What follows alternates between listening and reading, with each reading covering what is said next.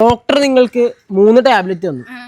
3 tablet നിങ്ങൾക്ക് ഓരോന്നും അരമണിക്കൂർ ഇടവിട്ട് കഴിക്കാൻ പറഞ്ഞു. അപ്പൊ നിങ്ങൾക്ക് എത്ര ടൈമിനുള്ളിൽ ഈ 3 ടാബ്ലറ്റ് തീർക്കാൻ പറ്റും? ഇടവിട്ട് കഴിക്കാൻ പറഞ്ഞു. 3 ടാബ്ലറ്റ് ഡോക്ടർ തരുകയും ചെയ്തു. അതെന്തുകൊണ്ട്? ഓരോന്ന് അരമണിക്കൂർ ഇടവിട്ട് കഴിക്കാനാ പറഞ്ഞത്. എത്ര മണിക്കൂറുകളിൽ തീർക്കാൻ പറ്റും?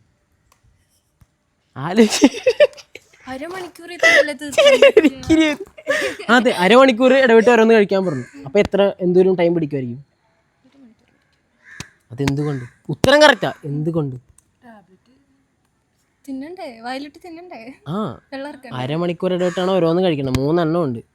എന്തുകൊണ്ട് 1 മണിക്കൂറുള്ളിൽ തീർക്കാൻ പറ്റി?